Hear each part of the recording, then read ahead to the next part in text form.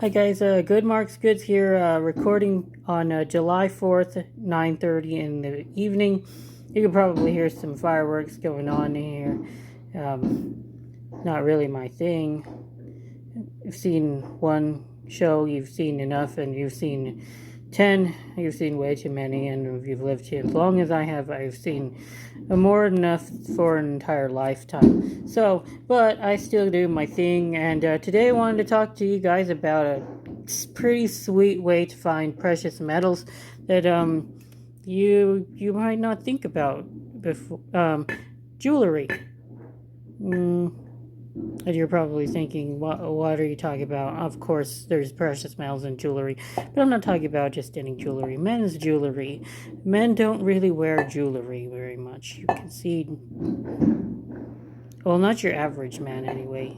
We might see gold chains or whatever in a rap video or R&B, hip hop, that kind of scene. But no, I'm talking about cufflinks. The age of cufflinks, I don't know if it was before my time, but I don't see many people with suits, at least in my career. But the thing about cufflinks are that if you can find a lot in an estate sale at auction, oftentimes people aren't really bidding very much for them, and you can pick them up on the cheap. The auctioneers might not have had the time to look at the cufflinks one by one to see whether or not they're all gold or silver or whatever, and they probably just throw them into a bag or a box and list it as an auction. A lot of cufflinks. And, well, like I said, the demand for cufflinks is not very high, so most people aren't searching for them.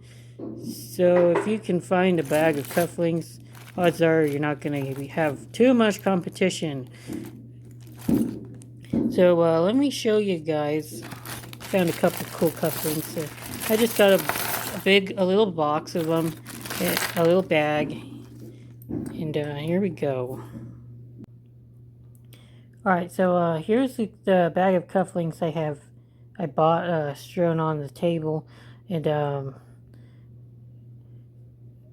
but I wanted to I separated out and looked at all of them. I separated out some that are actually this is a gold filled piece. It's marked 120 12 karat. So we'll just have to 12 karat is a 50% pure gold, and then they also mark it 1/20th gold filled. A gold filled is like I guess it's like it's basically a extra thick plating, I guess, or like a thin layer of gold around it. So that would be about 2.5% gold by weight. And I did weigh these things, and I remember that it ended up being a little bit more than half a gram of gold total. Of course, they come with a pair, so they're pretty hefty, and I don't have much gold at all, so I'm pretty happy with that. And then I found these ones. These are gold plated silver, because it's gonna be too hard to look at to see the marking. They're too small, but I did see a marking that said 830, and doing a little bit of research, that's like a German standard for jewelry, I guess, or it could have been made in Spain, given the nature of the piece. But I guess a German could have made them as well, and they're not too heavy, but I'll always take silver when I can find it. So pretty happy with these cufflinks that I found that were pure gold. and well, not pure gold, obviously, but a little bit of gold is always nice to find. And so we got some of them are pretty nice, even if they're not precious metals. I think that they have nice designs on them, and I should be able to sell them for a few bucks. Any of these non-precious metal cufflinks that I can sell, and I list them for, like, depending on the cufflinks, if they're just a basic set, basic pair, nothing fancy or anything like this, I'll ask for maybe like $3-4. Basically just enough for me to make it worth my time to put it in an envelope and send it off.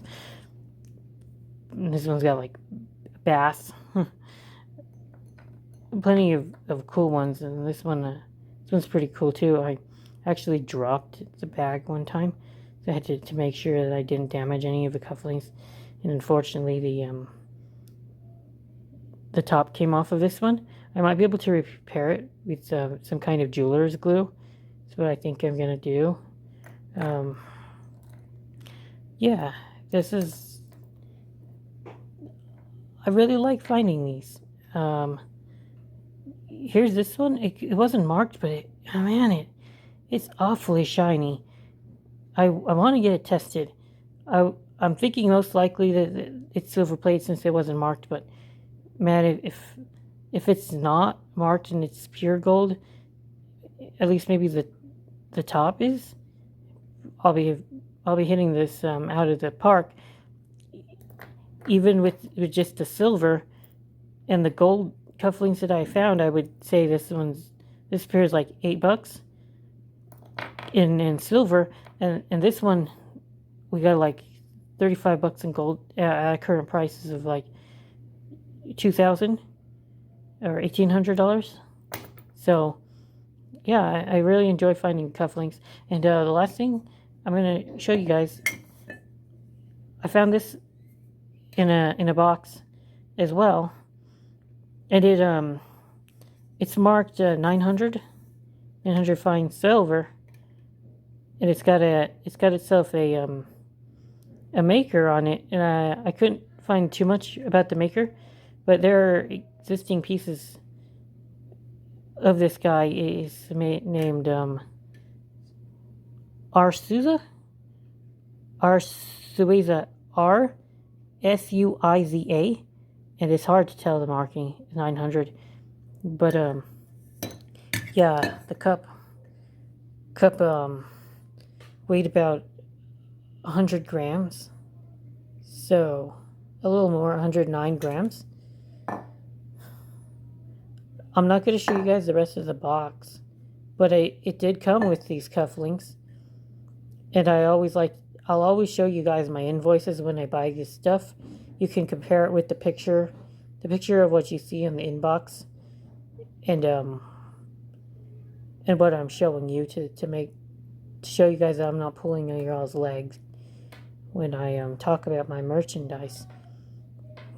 But yeah, none of the other cups were any special, or bowls or whatever that I got from that plated lot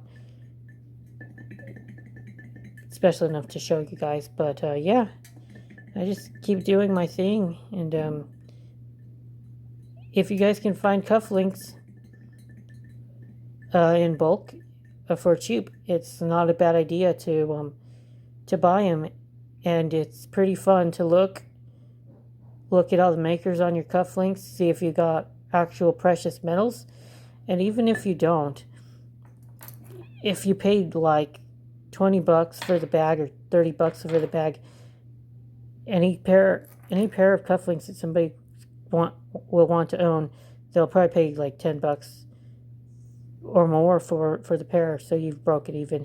Anything else you can sell it from this is just pure profit. All right, well, that's it for today's video. Thanks for watching. Subscribe for more videos like this, and I hope you guys can find some gold and silver out there in the wild. Good Marks Goods out.